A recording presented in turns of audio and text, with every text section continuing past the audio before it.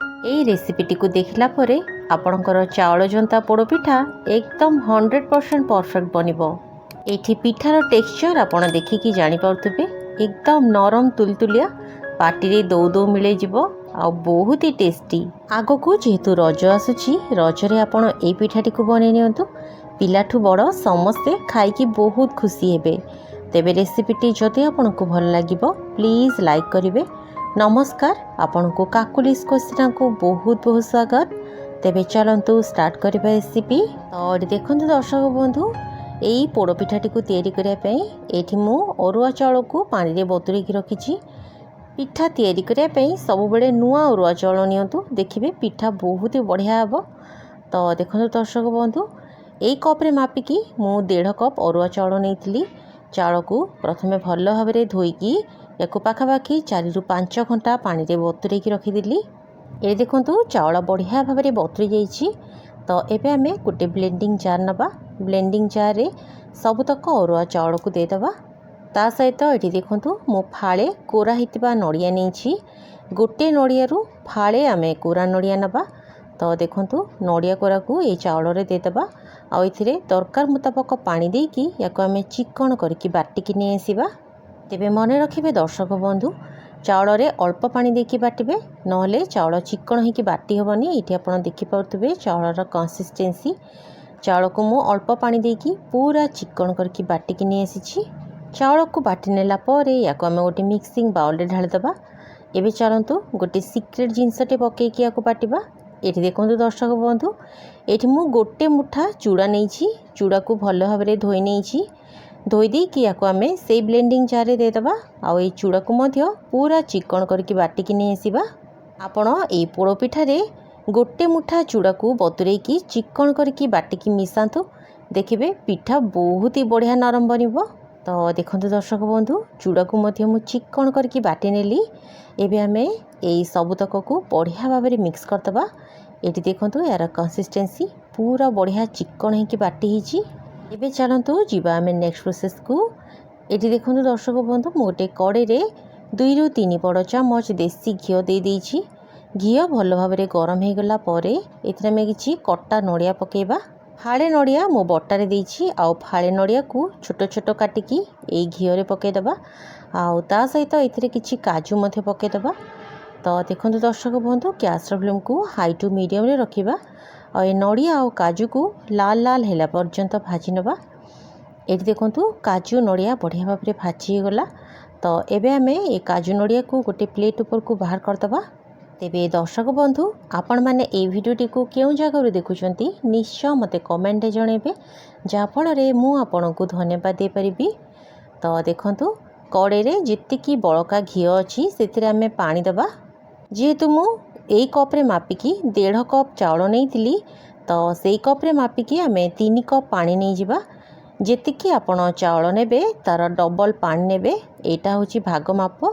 पोड़ पिठा रे बढ़िया स्वाद आनिया पई एथिरे आमे स्वाद अनुसार अल्प लूण देदबा। ता सहित एथिरे आमे सेई कप रे मापिकी 1/2 कप गुड़ देदबा। आपण एथिरे गुड़ बदल रे चीनी मध्ये दे परिबे। तेबे गुड़ पकेले पिठार कलरटा सुंदर देखा जाए और खाइबा पई मध्ये बहुत ही बढ़िया लगी थाए। 1.5 कप चाउल पई 1/2 कप गुड़ परफेक्ट।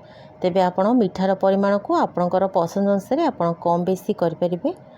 तो देखंतु दर्शक बंधु गुड़ देला परे एथिरे आमे बढ़िया फ्लेवर आनिया पई किछि तेजपत्र पकेबा। ता सहित एथिरे गोटे चामच पान मधुरी देदबा।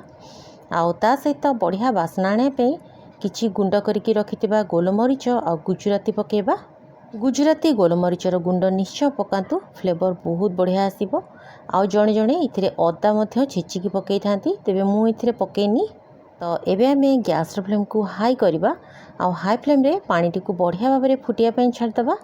एठी देखंतु दर्शक बंधु पानीटा फुटी गला परे एथिरे आमे भाजी रखिथिबा नड़िया और काजू पकेबा।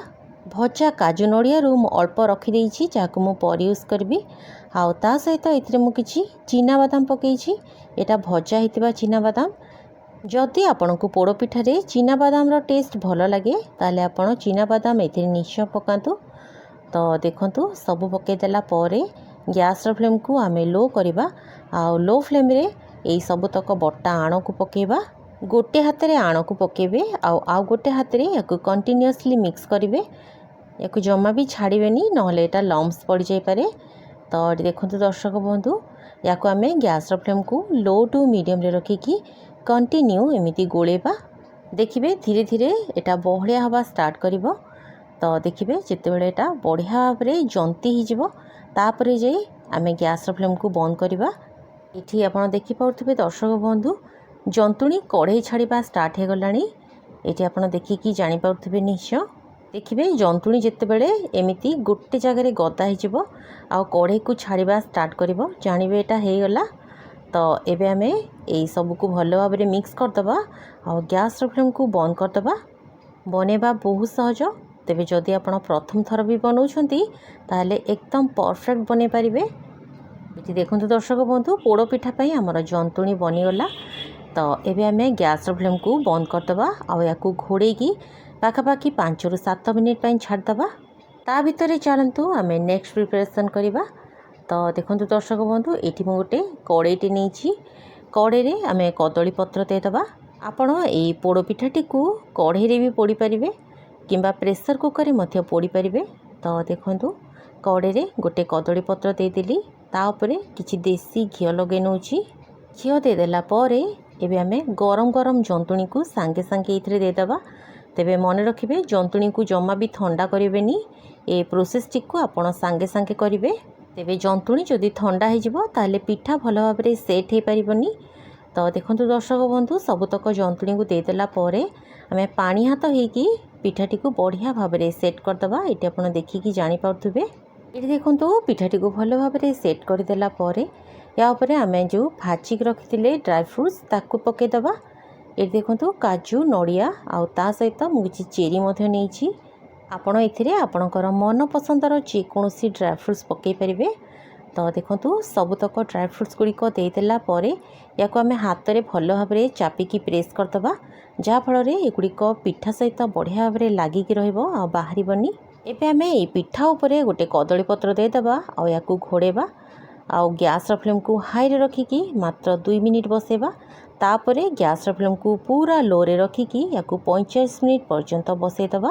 गैस फ्लेम को पूरा लो रे रखिकी या 45 मिनिट पर्यंत बसेबे। देखिए पिठा बढ़िया भाव में हो। तो देखो दर्शक बंधु पाखापाखि 45 मिनिट पर मु कभर खोलिली। गैस फ्लेम को मु बंद कर देइथिली। गैस फ्लेम को बंद कला परे सांगे सांगे कभर खोलिबेनी 10 मिनिट पर कभर खोलिबे और या आ गोटे तावा को आमे उल्टे दबा। जेहेतु मो पिठाटी को 2 पटू पड़ी तो से गोटे तावा ऊपर को उल्टे देली। ये देखो एबे आमे या कभर करदबा और गैस फ्लेम को मीडियम रे रखिकी या 10 मिनिट तलपटू मध्य पोड़ीदबा। तो देखो दर्शक बंधु 10 मिनिट पर मु कभर खोलिली। ये देखो दर्शक बंधु पोड़ पिठा आमर बनेकी रेडी हो गला। बहुत ही टेस्टी और बहुत ही यम्मी पोड़ पिठा बनी।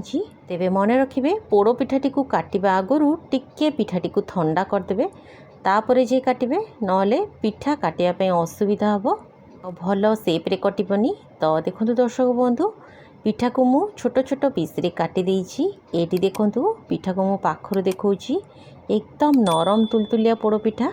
तेबे चाउल जंता पोड़ पिठार ए रेसिपीटी जदि आपंको भल लगिला प्लीज़ गोटे लाइक करेंगे। चैनल नुआ थिले चैनल टी को सब्सक्राइब करेंगे।